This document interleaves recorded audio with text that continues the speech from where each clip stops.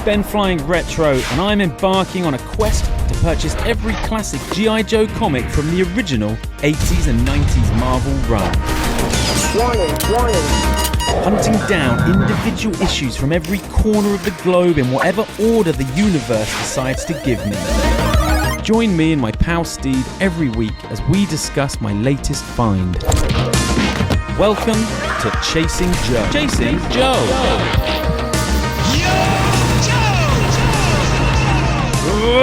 It is episode 45. I'm angry like the Hulk. For episode 45 of me chasing the 155. I'm at BenFlyingRetro. Last week I was talking about shipwreck, so I dug out my sailor hat. Not hat. Look, headband. Look at that. So I'm feeling like a shipwreck in an ice hockey jersey. S-Jubs! How are you, my dude? South African, living in Australia. I am shipwrecked. I'm shipwrecked in the prison colony. Oh my days. Well, let's bust you out. Just the other day, me and Chief were saying, I'm not just going to live the rest of my life without meeting S-Jubs in the actual flesh. So either I'm coming over there or you're coming over here. So we meet at Joe Fest. Thank you. That makes sense. They now have a podcaster alley, and it's missing one Chasing Joe. Let me tell you. Got a splinter. Sorry. Damn it. Shame. Damn it. Do you want a pity bandage? In the words of that little girl from War of the Worlds, which I just watched, I'm just gonna let life. It will just push it right out. It will just push it out. That's what I'll do. I won't fiddle with it. It will get infected. My Tom Cruise-a-thon is almost over. What am I moving on to now? Police Academy films. Right. You been watching anything good, S-Jubs? I'm back into films. I just watched with my eldest our very first Star Wars film. And you'll never guess which one. Well, it better be an OG trilogy. I think you watched Return. That's a good one for kids. Oh, God. What have you done? What have I done? Yes. Well, you put the Phantom Menace on, didn't you? I considered it. Okay. Because the pod racing sequence would absolutely mesmerize him. Yeah, it's spectacular. He's 4. Okay. There's the context. He loves racing. He loves Hot Wheels. He loves monster trucks.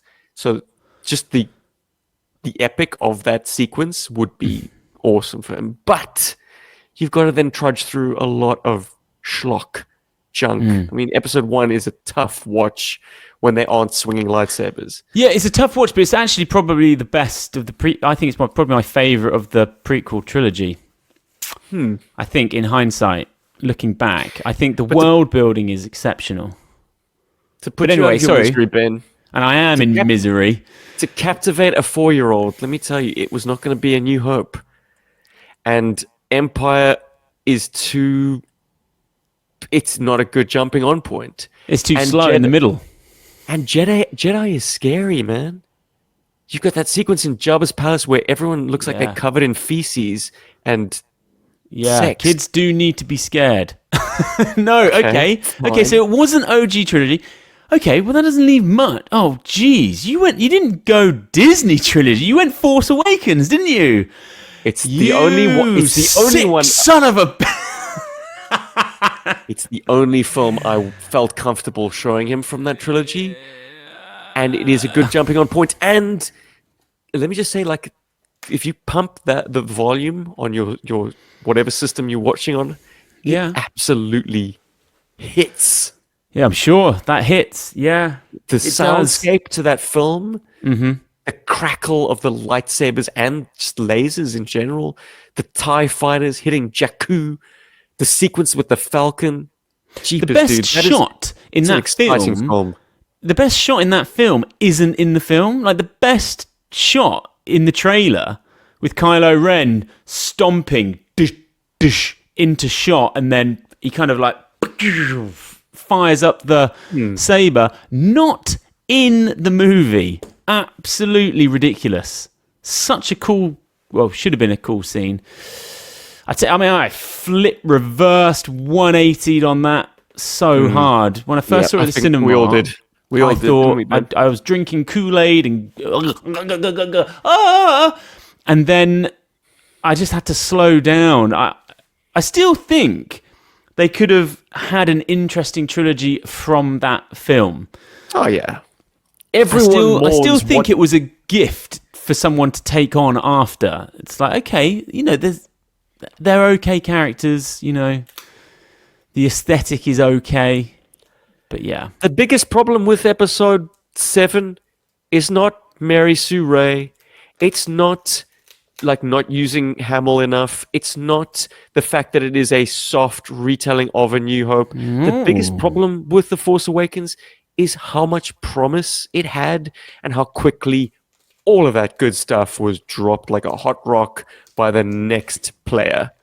Enter a new challenger. Rian Johnson decided, fuck all this stuff. I'm going to do what I want to do. And I would just never...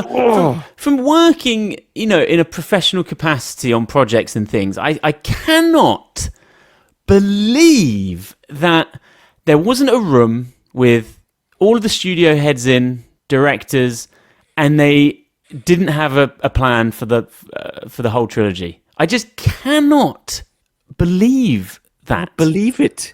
They were happened. seriously, they wanted to get that out sharpish, didn't they?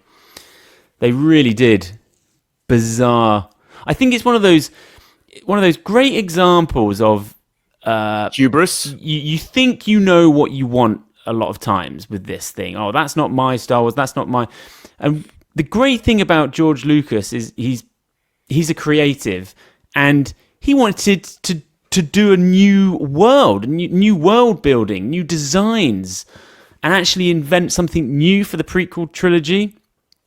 And I think that has actually made that trilogy endure better than maybe what people thought that it would.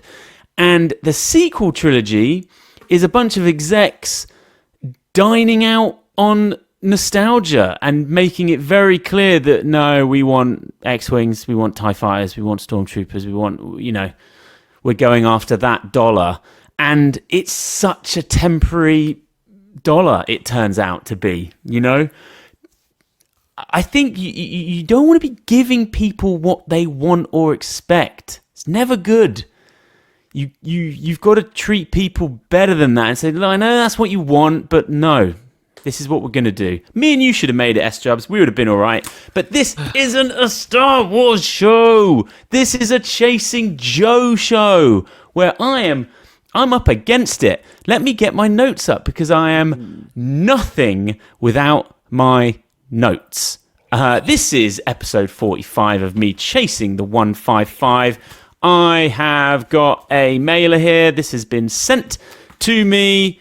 Or actually, no, well, I'll do the reveal, but here we go.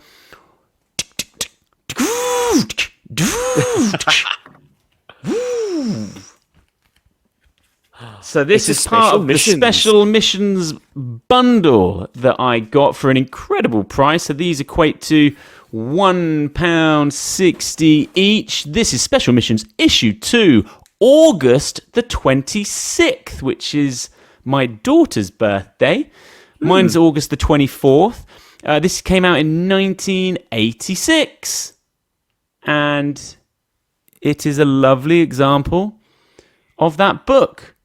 But as you know, I want your mouth zipped shut because you got nothing to say until you have been chucked in to the cultural landscape. It's everyone's favourite part of the show. Come with me. I'll take you out to the movies. We're going to go and see the number one film that weekend. Top 5 film for me, Aliens. Oh, my jeez. I don't Finally, even know. a film that I'm familiar with. Look. Aliens, for me, the first version of that film I ever saw was, I bought it from HMV on VHS. It was the special edition, so I can't even have the conversation of which is your favourite because that's the only version I know, and it's very difficult to go the other way round with those types of things. When you've been exposed and spent your whole childhood watching special edition, if I watch the regular one, I'd be like, no. You need to see what happened on LV426, and I am not watching an Aliens film that doesn't have a drone gun scene. So get out of here, fools. All right, well then we're not gonna debate special edition versus theatrical cut and which one is superior. B guns down 20%. Having at least a passing familiarity with the theatrical, Yes. you need to acknowledge how that is a masterclass in how to hack like 35 minutes off a film's runtime and still have a cogent, logical, like the film hangs together incredibly well with all of that stuff gone. There's just a little bit more room to breathe in special edition. It's a world that I love, so I want to marinate in it for longer. I need those 22 minutes or whatever it is, 18 minutes, something like that. And the majority of that is LV426. The drone gun scene, though, for me, is one of the most exciting scenes of cinema history. All right. Short of... I saw it at the cinema recently. I saw it. And it was special edition. I took Phoenix, snuck him in. I say recently, I think it was like 2 years ago now. He was 13. Is it called the special edition or is it the director's cut? No, it's called special edition, that one. Okay, right. Yeah. Well, short of us actually having a poll, maybe that's something we could do, but just in comment section alone, if you are watching the YouTube version, scroll down and just let us know which is your favorite. Do you like the theatrical cut, or do you like the special edition of Aliens? It's a strange one. It's whatever one you saw first, surely, I'd imagine. But it was one of my life's dreams to see that film at the cinema. And I've seen lots of retro films at the cinema. They come and they go, but I've been waiting for that Aliens one, and it was just one of the great nights. To see films that you... like truly love, but were too young to see at the cinema. Seeing them at the cinema is everything. It's just so joyous. Now, imagine my disappointment when I didn't get to watch the GI Joe the movie screening. I think they screened it for 2 nights in the United States, nationwide. Yeah. Wow. Yeah. I mean, look, are you talking about? Because back in the day, you've got Transformers the movie to thank for that not getting a theatrical release. That's what happens when you kill off Optimus Prime, kids. You run into the G.I. Joe. Stop! You're not killing Duke! Bring him back! Bring him back right now. Because we're having a freaking nightmare out there. So everyone lives now in G.I. Joe the movie. Now look, oh God, what a time in the Megaplex. If your face wasn't sufficiently melted off, you could pop into screen 2 and catch Top Gun. You could just casually catch Top Gun, which was still being shown. Here we are, end of August. This was a early May release, and it was still raking it in. And why wouldn't it? Because that's another film that has to be seen at the cinema. Billboard Hot 100. Papa Don't Preach. I Am in Trouble Deep. I think we can all relate to Madonna there. I've made up my mind, and I'm certainly keeping my baby. Comics, interesting one. Frank Miller, Batman The Dark Knight Returns issue 4. In this final legendary issue, it's Batman versus Superman with the fate of the Earth at their feet. Nuclear Armageddon stands just within reach as the two biggest heroes on Earth battle it out. And the world watches on. Can the Dark Knight possibly take down the Man of Steel? No, he can't. In any shape or form. Never understood it. I get why they have to keep doing it, but no. I don't care how many freaking batarangs you've got tipped in kryptonite. Isn't it funny that for a guy who will not use firearms, his first, opening move is so frequently throwing a batarang? Yeah. No, what about in the film? He's got all those Gatling guns that pop up. Well, Jeez. Yeah, Keaton was another thing. Mind you, so was Batfleck. I mean, here we see Batmen that are clearly comfortable with guns and using them to kill. Yeah. Yeah, he's a times. killer. Affleck was a Strange. killer. Right, let's go to the arcade where we can still have so much fun. This was a great game for me. I never played it at the arcade. I had it on the C64, played it with my brother a lot. It is Rampage, 1986 arcade video game developed and published by Midway. They ring a bell. Inspired by monster films, players control a trio of monsters, George, Lizzie, and of course, Ralph. Humans transformed into creatures due to various experimental mishaps. The objective is to destroy cities and combat military forces. I always forget that about that game. There was always these like military helicopters and Choppers. troops and things. Yeah, the game is set across 128 days in cities throughout North America, with each cycle repeating 5 times. Fantastic game. Just a great premise. So I remember C64, you had to literally do each window, in like as you go up the building, then the other side, and then that would bring the building down. Yeah, any memories of playing Rampage? Big fan. Only fairly recently. Well, It's an interesting. I think they made a film. Hang on. Yes, with The Rock. Yeah. But in that meeting, they're thinking of IPs, and someone just has the ping pong ball that says Rampage on it. I just find that bizarre. And you've not seen it. Come on, mate. No. What Well, is I know it's going to be trash, probably. I'd just rather play it. I don't know. Has there been a game-to-screen adaptation that you have been satisfied with? Yeah, we must be past that trope now. They've done it, haven't they? What's been a successful... I actually didn't hate the Minecraft movie. I don't know anything about Minecraft, but it was the Napoleon... It doesn't count, Ben. It's gotta be a Napoleon game that's supposed to Dynamite be- director did a very good job making that film very funny for the adults watching. No, what have they done that's been great? I can't think of anything. The first Mortal Kombat was okay, wasn't it? Probably Street not too Fighter good falls now. into the so bad it's good category always. Yeah, yeah. No, they just can't seem to make that happen. They did what's that ninja stealth game?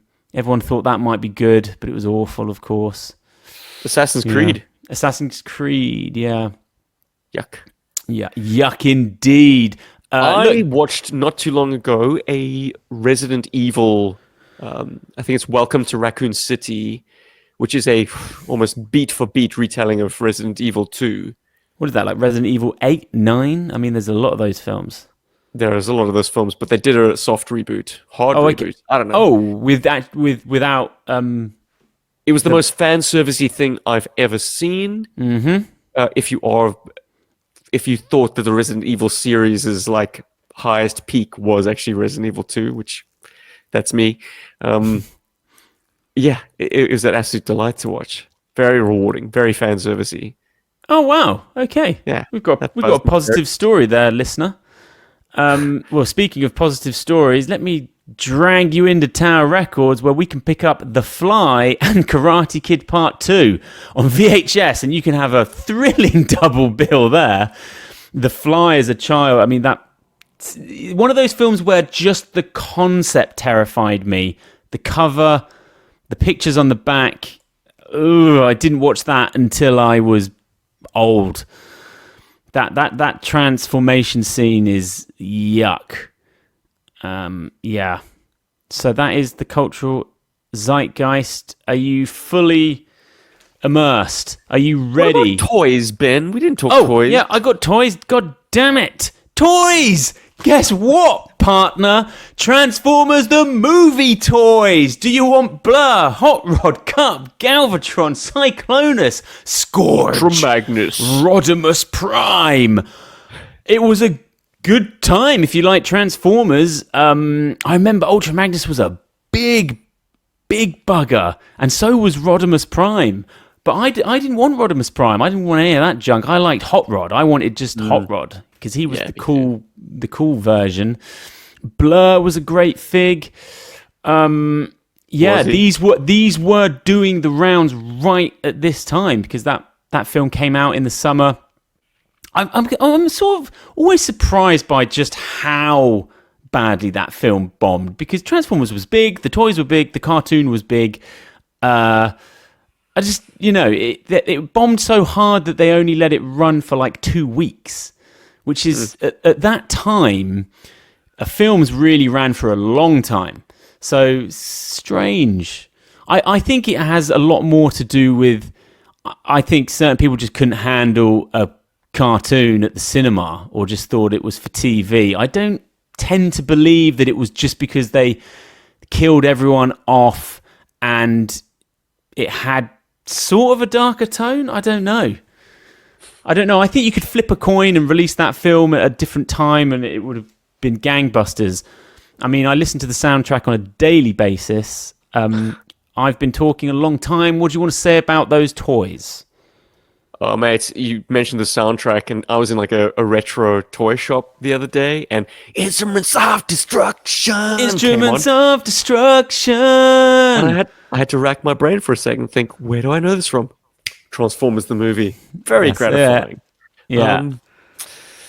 Toys. I mean, Look, dude, it's difficult to get past the fact that the 1986 crowd of Transformers are inferior to what immediately preceded them.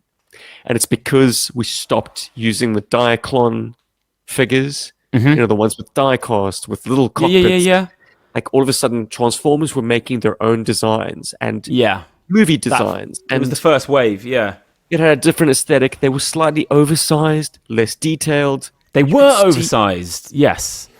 A lot of flat, bland spaces, whereas, an 86, also 85, 84 Transformer would have panel lines and rivets and realistic detailing. When I said Blur was a cool figure, I think I'm getting confused. Sorry. Just want to brush a few things up there. No, I'm thinking of Wheelie. Was it Wheelie? Cool figure. Worse. Wheelie. No. He's special to me. He's my first Transformer fig. He's tiny. It's all we could afford, S-Jubs. Mate. And then my second fig was the yellow Decepticon F1 car it was the dual wheel at the back. A very small fig again. Drag strip. Yeah. Stunticon. Very cool little dude. I only had the tiny ones. It's all we could afford. People that had like any one of the Seekers, like, minted. If you had those guys, I'm blanking. Why am I blanking on the freaking names? Starscream, Thundercracker, and Skywarp. And Skywarp. Skywarp is the black and purple variant. The sexiest Decepticon that ever there was. Yeah. Yeah. Jesus. Unreal. That is a beautiful toy. But if you had them, your parents were doing A-OK. They were prized items. Devastator box set, anyone? Ooh, mama. No, I had the dinky ones. Dinky. Yeah. And I was happy with them, god damn it. Look, you weren't satisfied that I didn't do toys. I feel like we did toys. No, we have, definitely. Yeah. I also liked Hot Rod. I got Hot Rod as a reissue later on and loved that toy to death. Fisher jumping today, huh, Daniel? Talk about dull, Daniel. Why settle for a peak when you can see everything from Lookout Mountain? Weep, Grana, weep. Oh, come on. That's a good one. What a quotable film that is. Hot Rod. Oh, look, I can't, because we're just going to be talking about it all day. We'll do a Transformers, the movie watch-along last week. When he pulls open the Matrix leadership at the end, when he pulls it up, he's like, Optimus. Ooh, goosebumps. Goosebumps. Got him. Yeah, this is the end of the road, Galvatron. Right. For goodness sake, this is a GI Joe pod. Right, I'm holding Special Missions Issue 2. I've got on my notes here extremely visceral cover. very striking. It feels like a still from a very intense scene of action. You know, a set piece. Recondo, Clutch, and Roadblock in a sandbagged emplacement, just firing in all directions. Yeah. Recondo's got what looks like Gung Ho's grenade launcher. Clutch has got a Uzi with an extended barrel, and Roadblock's got Marduce. And that's the elements that makes this image look like it should be in landscape and not portrait. Like it needs to be wider than a comic book covers. Yeah, not to the left, to the right though, isn't it? For sure. Yeah, that's interesting you should say that, because now I look at it very differently. You're right, that's the left of a splash page. Yeah. But the intensity all comes from Roadblock's face. He has never looked this intense in any depiction. Look at him feeding that thing as well. Sweat depicted just seeping out of his body. It looks hot. I mean, we know that they're in Brazil, but he is leaking, S-Jubs. He is leaking. Looks kind of rude in an adult setting. but yeah, look, that's the best art could do and the colorist could do for the time. If the enemy... Roadblock is never looking this intense. May I just say, like, he looks nefarious. His eyebrows are so superhumanly arched. How could you not go full bore on that thing, though? How could you go full bore on that thing and just be... And look passive. Just passive. No, I am doing exactly that. I am very much...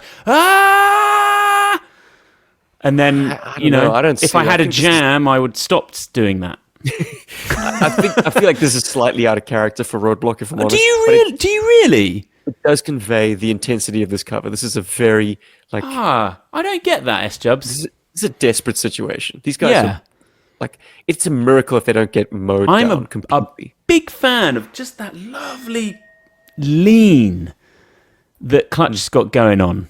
Oh, yeah. It's beautiful, but I will say, if you are if the enemy is getting this close to you with those bolts, you are on a clock before you get tagged. I mean, they are pinging, some are going through. I mean, in about another 10 seconds, they are all going to be spaghetti bolognese if they stay there. Kill or be killed, yeah. They absolutely have to hose the enemy. Recondo, I mean, he is a little bit bold at the back there. I mean, get down. Jeez, get down. Also, Roadblock's got no earplug. I mean, the noise. Wow. Well, yes. We never really is it get hung up on those kind of details. Tinnitus? Something... I've only ever seen that word. I've got a drummer that has that thing with his ears, you know? You play in a band? He does. You said you've got a drummer. I'm like... No, I've got a drummer friend. A friend that's a drummer. Yeah. Ben, you're just too cool, pal. Yeah. I wouldn't put it past you if you got a band just stashed somewhere. I believe I tried. Look, have you got anything else you would like to say about the cover? For me... I'm done. There's nothing particularly interesting on the back. Let's get into the gizzards of this book. Why don't you give us a synopsis? Why not? Issue 2, Special Missions, called Words of Honor, deals with a Nazi war criminal hanging out in Brazil with his Nazi pals. Turns out, back in the bad old days, he flew in a pair of Cobra German bombers, one carrying a nerve toxin to bomb New York, another carrying Third Reich gold, which they've actually melted down from pilfered gold that they got from all the POWs and, I don't know, the people that were basically in concentration camps. Anyways, this piece of shit steals the gold and goes and hangs out in Argentina after the war. The other bomber, the one that had the nerve toxin, is exposed in this glacier of ice, and GI Joe have to somehow keep this toxin from being released. Yes. They've made contact with this Nazi war criminal who will trade knowledge on how to defuse this stuff for asylum. He's looking to get out and cover his ass again. So on the one hand, you've got a team of Joes in Brazil trying to secure this guy. On the other hand, you've got a team of Joes at the glacier trying to disarm the bomb. Correct. We have got 2 teams. We have got the Greenland team, Airtight, Alpine, Breaker, Snow Job. We've got the Brazil team, Clutch, Dial Tone, Lift Ticket, Roadblock, and Recondo. Now, you better strap on. This ain't ARA. This is a new, this is issue 2 of something new. So you better put your reading glasses on and expect something a little bit different, maybe. Now, on that first page, I just went straight to... It feels like you might find Steve Rogers in there somewhere if you have a route around. You may find Captain America. It really made me think of that. It made me think of the film, in fact. This is a different book, man. It's dealing with Nazi war criminals and German bombers. I mean, the Condor, this is a real thing, but you seldom saw them depicted in, like, Second World War media. This is a heavy German bomber. I imagine they didn't have many of them. Like, they mainly use Heinkel 2-engine bombers, sort of medium bombers. That was certainly the ones you would have seen in the Battle of Britain. This big boy, I suppose they talk about the range that this thing possessed. It had about 2,000 nautical miles before it needed refueling. Yes. So in order to bomb New York, they would have needed a refueling base on the glacier. Bit of a scripting flub in this opening sequence. I think because the Joes are silhouetted, Larry didn't quite figure out who to attribute which speech bubble to. Okay. Yeah. Hawk's in the middle. He's flanked by, I think, Breaker and Alpine. And on the outer flanks, we've got Snow Job and Airtight. But I don't know. He just... Well, I'll tell you why. Because he was too busy doing an absolutely incredible job of setting up this story in 2 pages. I absolutely love this. 2 pages gives you your setup, basically everything you just said in the synopsis, gives you your setup, and by page 3, bang, we are in Brazil, figuring out how to storm that house like a freaking Rainbow Six or Ghost Recon video game. I just love how rapid that is. I do love going from a situation room to boom, exotic location, we're here. Boots on the ground. We don't need anything else. It's the economy of storytelling. And I mentioned those video games in passing, but it really did give me those vibes. You know, when you're looking at that aerial shot of that compound, it just, you start thinking, okay, how do we do this? We've got this many men. It's fortified. Yeah, exciting. That Third Reich gold has definitely bought him an incredible amount of security. But he's working with this German scientist is working with neo-Nazis. I mean, like this, there's a lot of content in this book that might have sailed plainly over a child's head. Yes. It hits on a different level when you're reading it now. But that's fantastic writing. When you can have, it's not that it sells over your head as a child and you're disinterested by everything else that's going on. There's something for everyone. And that is great, layered, creative. That's a real tricky thing to pull off. Can you make a piece of content that can hit 2 target audiences? It can be done, for sure. I do like the polarizing locations in this book as well, because it does make for a very fun, just constant jump cuts between Brazil and Greenland. One is stark, barren, and all the Brazil stuff is joyous, actually. Like, it's a lot of depth, though. A lot of different layers of backgrounds and jungle. The Joes get jumped, man. Who are these characters that appear? Can you just help me out with the Recondo stuff? Right. And Roadblock. With the comedy punch. Okay, so they are rumbled by some Israeli Mossad, like special operatives. Yeah. They've been sent to Brazil to take out Tortenschadel, which actually The translates into, pronunciation is lovely. I don't know. I'm attempting. Spitballing. German listeners, please correct me. If you can include a note, that'd be helpful. But I do think that it translates to mean death's head. And since he was the scientist chiefly responsible for creating these nerve toxins and then testing them on prisoners, this piece of shit definitely earned his name. Anyway, these Israeli dudes are, they want to put him in a body bag, or at least take him back for trial for war crimes, at the very least. This comedy punch. Okay, so Roadblock wallops Recondo because Recondo is not about to give up to these Mossad agents. So he goes down like a sack of potatoes. Obviously, it was a ruse. Like Recondo being set up to be their lone infiltrator. And Roadblock was facilitating that by supposedly knocking him out cold. I don't know. Do you think they had this all planned out somehow?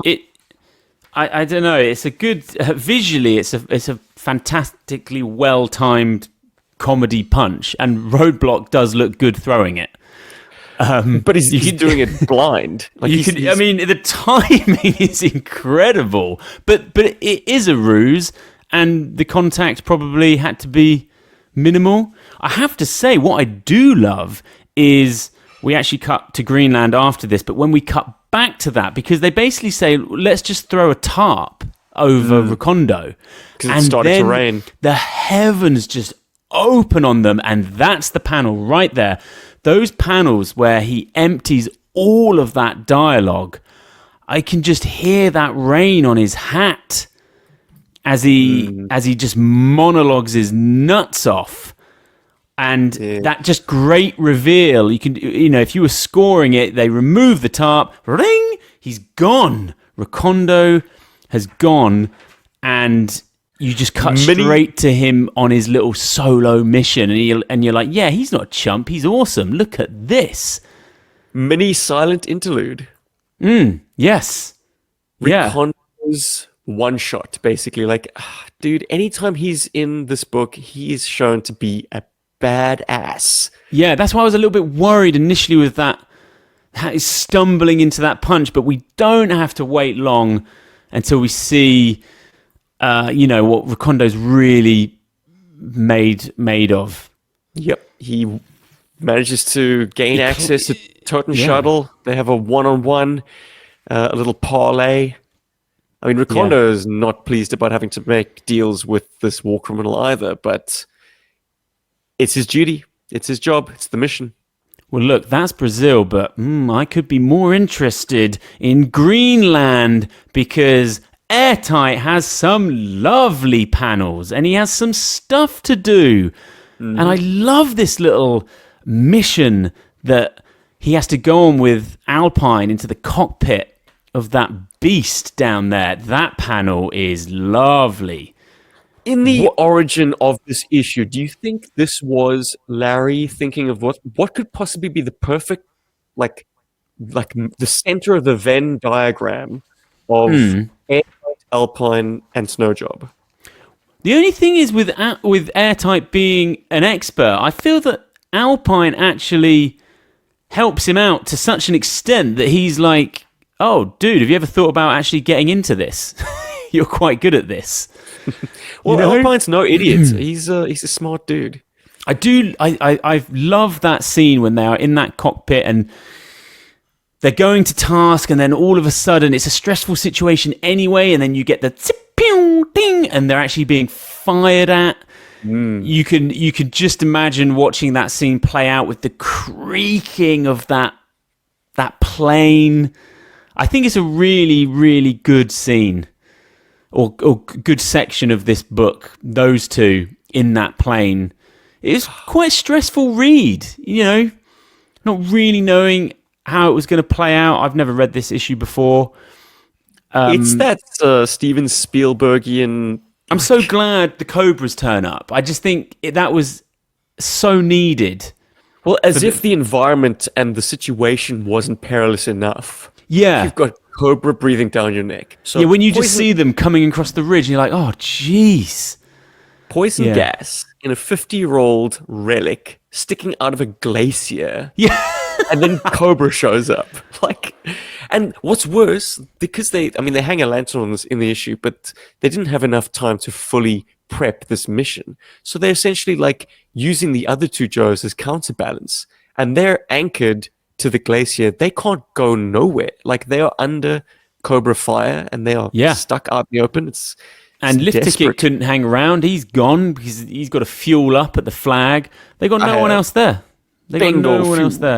I like to think this is where Airtight, you are seeing what he's capable of. This is such a specific task that he's been given here. Just rappelling down the cliff face. He's all business. He belongs in GI Joe. Well, yes, I will concede that in a situation this contrived, where they're actually dealing with a live toxin, yes, he can be in the field in his full CBR gear. Yeah, but they're dealing with a live toxin, but it's not fair weather. Look at the situation that it's in. He's having to do all of these things outside of his skill set to achieve this goal. He's still secondary military specialty infantry, and what's more, in his Action Force recasting, he's actually a member of GSG 9. He's a German special forces dude. Like, you know, the guys, the British SAS guys that took the Iranian embassy in, like, whatever it was, 1980, 81, 2. No, well. You know it well, of course. But he would be the German equivalent of that. So yes. Him being in this wicked getup, I mean, he could just as easily be in a balaclava and, like, a black overall. But did you notice when the gas is leaking, after this sort of lone Cobra tank driver fires into the tank, Alpine puts on a mask, or is shown to be putting on a mask, but is never depicted wearing said mask. Yeah, bizarre. I did think that they were very chilled out when it starts leaking. He's I'm just tugging trying to find at his collar to, like, almost cover his mouth. Like, where'd the mask go?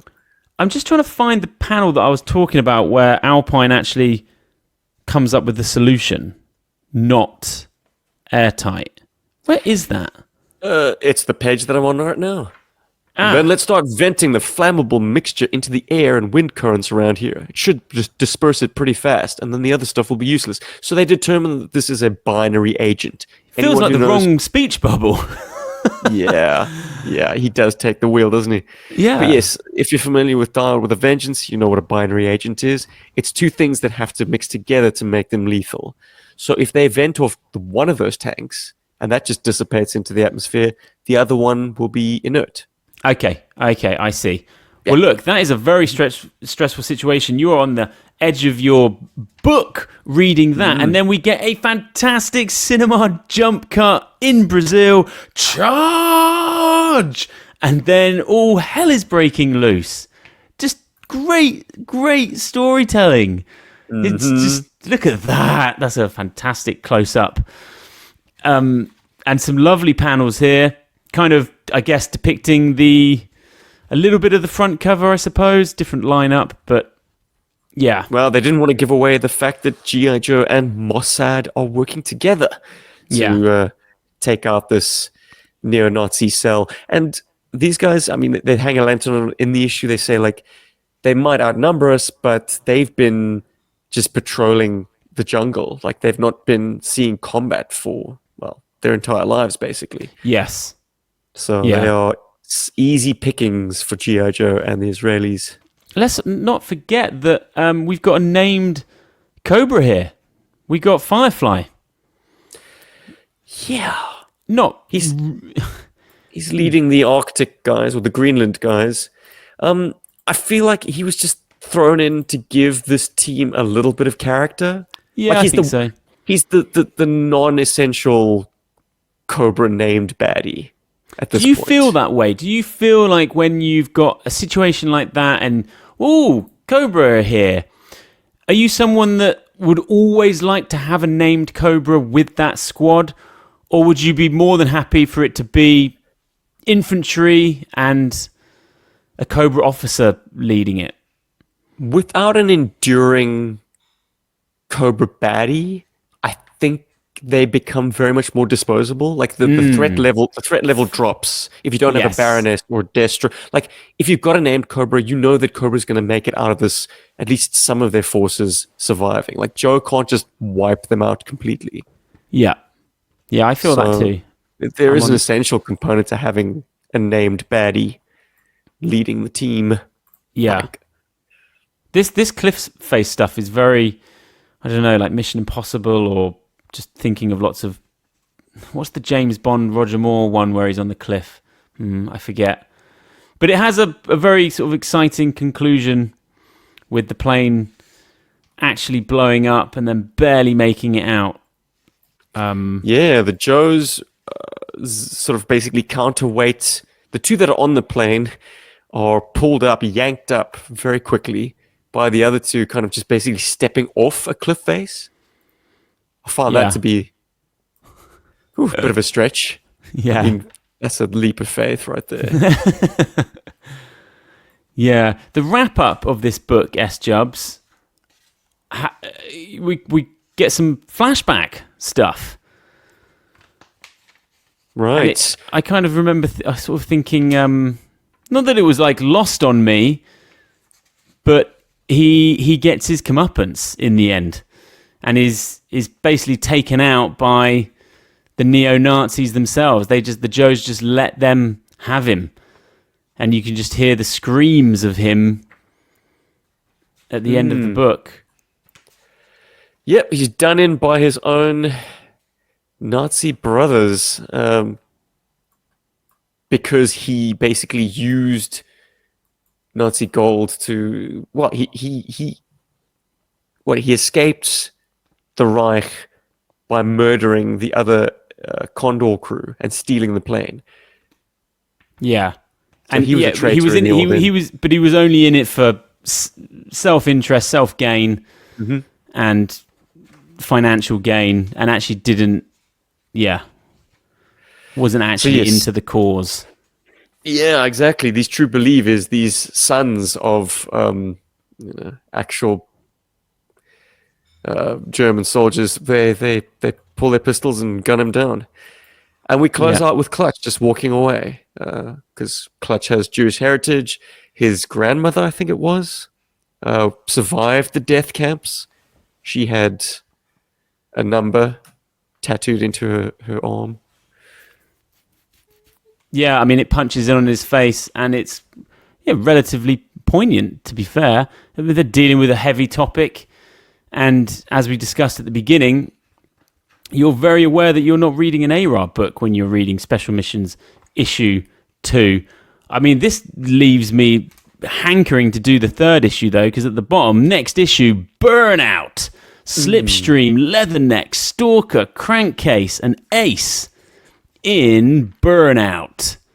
I still just think, whenever I read a Special Missions, I always just think, oh, it would have been so amazing back in the day having 2 Joe books, going. When this first came out, it would have been so exciting. Like, oh my God, what? They're doing another comic, and it's going to be a slightly more serious take. Because everyone in the letters pages, they're always going on about, all the old crew, always saying we want it to be more serious, we want different types of stories. This must have been a direct kind of like, well, there you go, we've made this for you. Mm-hmm. Yeah. I think. Have your cake, eat your cake, and still have cake. Yeah. Well, there you go. That is Special Missions Issue 2. Did you have it growing up? How did you read it in 2025? How many times have you read it? Whoa! I have. Whoa. Shots fired. I discovered a copy of it right here in Australia. My took it home. goodness. And where did you discover it? There's no Special Missions books in Oz. I think this was at a toy convention. I found a comic vendor and just pilfered all their Joe books. Right. Okay, so you got a nice bundle. Yeah. That's great. I love it when we have both have the floppy. Fantastic. It is a great tradition to break out an actual floppy. Look, put your feet up. You said no one is watching this show with the floppy in hand.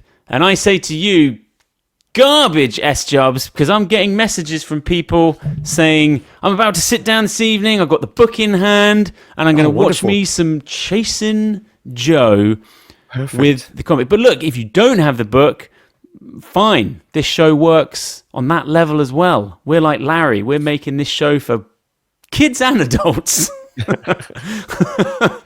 Yeah, anything else you'd like to say about Special Missions Issue 2, or just Special Missions, the wider book? I don't think it gets more adult than this. No. I don't. No. I mean, we don't get a lot of like historical conflict brought into GI Joe. GI Joe is forward-looking. It's creating its own sort of upstart nations, which are analogs to real things. But like, this is dealing with Germany, Nazis, war criminals who had asylum in South America. This is all stuff that actually happened. It feels to me like something that Larry had rattling around in his head long before he was signed to do GI Joe. I think so too. Yes. The origins of the story was something that he probably wanted to do with Fury Force. Or maybe, I don't know, what superhero book would this kind of story have supported? It is very much a special ops team. Yeah. There's a great, we didn't talk about it, but I love when the Mossad guys are basically sleuthing out who they've just run into. Saying like, you're too scruffy to be Delta. Yes, I like that bit too. You're not weird enough to be SOG, Special Operations Group. Now, I don't know much about Special Operations Group, but I do know that in one of the Tom Clancy film adaptations, Willem Dafoe played a member of Special Operations Group. So maybe that gives you an inkling as to how weird those guys can be. But yeah, Delta guys their uniforms would be more uniform. Yes. Yeah. So G.I. Joe is too scruffy to be Delta and not weird enough to be SOG. If you know a thing or two about Special Operations Group, let us know in the comments why they would be considered weird. I've never heard of them. I didn't. Is it real world? It's sort of Vietnam era in its origin, I think. Oh, but something that existed that's been shut down, though. Hey, maybe Google can sort me out right now. Okay. You can riff while I look it up. Yeah, it's always an interesting one talking about the like SAS, SBS, Delta, SEALs, and because what does it mean to us? Like, yeah, that's what I mean. Like, well, who's the best? Who's the best? I was like, I don't know if it really works quite like that. They're each the best at what they do. For some reason, whenever I'm doom scrolling on Instagram, I always get someone talking about why Delta is better than SEALs or why SBS is better than SAS. Right. Okay. Special Operations Group are actually from the CIA. So they're all spies. They're all spies. It's a CIA thing. CIA, like Black Ops. Very much more sort of militarized group. I guess these guys do like military training. Like they are more than just CIA operatives. They make together. They're a combat team akin to GI Joe. Yeah. Right. There we go. We nailed it. Clandestine paramilitary unit within the CIA's Special Activities Center. It conducts direct action missions such as raids, ambushes, and sabotage, as well as unconventional warfare. But hence the deriding them as being weirdos, because they probably all do have very paranoid backgrounds as spies, but they just have rifles in their hands instead of, I don't know, lasers and Rolexes.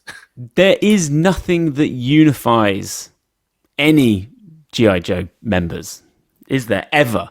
When they put their little units together, their little groups, if you did stumble across them, you'd be like, well, what the heck? What's going on here? Are you talking about sub-teams? Yeah, well, you're just all so vastly different, Well, they don't necessarily... so they're Tiger Force. Yeah, and that is the best force, and that should be real world. It really should. I know where better to use Tiger Force than Manhattan.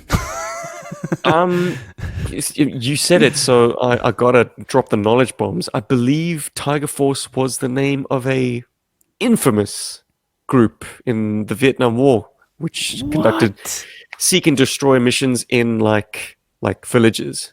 Oh, okay. All those sort of missions gone wrong in Vietnam, movie sequences that you've checked out where like civilians get shot up. Yeah, Tiger Force did a lot of that. Oh, damn it, Tiger sorry, Force. It does exist, and it ain't great. Well, look, S-Jubs, the weekend is upon us. Before we close out, what you got going on? What are you up to? I have to cast my mind into the future to answer this question. The future. No, mate. Tomorrow, getting up bright and early, driving for about 45 minutes with my firstborn son to go to a toy market. And who knows what you might find? It could be anything. Hope springs eternal. That'll be. Have you been to this one before? Oh yeah, this happens every. Oh, you've hit it up a lot. Every second month they hold this one. It's on like a race course. They just put out some awnings and off you go. Oh, that's so cool. What do you drive out there in Oz? Do you need a hardy family wagon? Got the family SUV. Yeah, damn straight you have. Gas guzzler. Sorry. Fire that thing up. I love that. Sorry. Well, I have to always remind myself I speak to the proud owner of an EV. I don't know how proud I am anymore. Yeah. What am I doing this weekend? I think we've got a heat wave in sunny England. It's British summertime. I'm going to try and get down the beach. I'm going to try and get into the ocean. I might take some of my Joes to the beach. Sod it. I think I am. I'll take some snaps. And I'll get them up on the Instagram to show you who I played with. I'm not scared, S-Jubs, of getting my toys in the goddamn sand. Who are you taking? Wetsuit? Yeah, I got wetsuit. Each head? Do you know what I need to do? I need to buy some cobra eels. I don't have a cobra eel.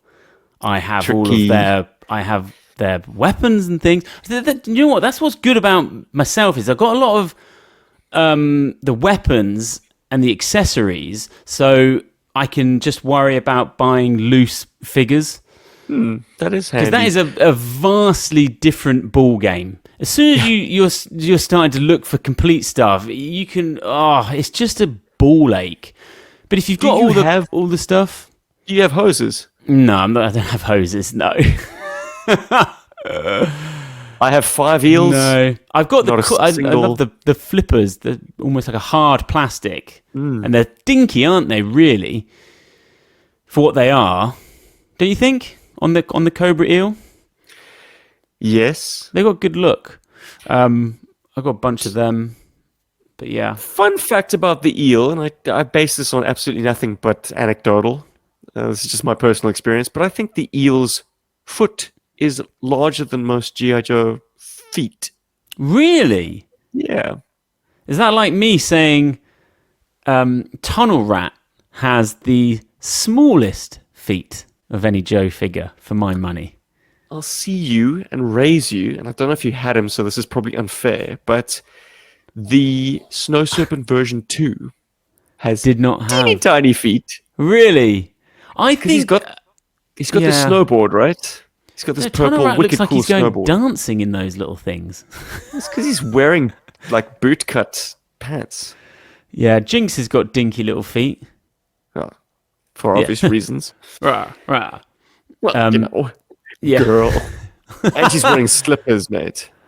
Well, look, speaking of girls, my wife has just come through the door, so I'm out of here. I have been BenFlyingRetro. Follow me on Instagram. I'll try and post up some Joe content. You can listen to People Who Play. That is a show I do with my wife. That's available on Substack. We're talking about everything. Toys, playing, kids, parenting, ting. And that's what you're doing this weekend. You're parenting in your SUV in sunny Australia. God, when am I not? It's my world. But has G.I. Joe wormed its way back into the conversation with the missus at all? It's all, big time. Always. Good. It's always. She's always talking about Joe. Well, I'm chasing Joe traffic to people who play, clearly. Yeah. I can't tell you for why, but she's got Joe on the brain.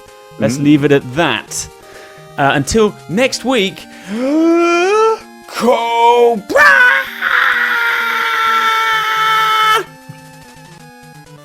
Clutch. That's all he's got is a clutch. The Cobra Clutch. Sergeant Slaughter. Clutch was in this issue. We're out. We're out. You can't save that. We're out. Peace. Peace.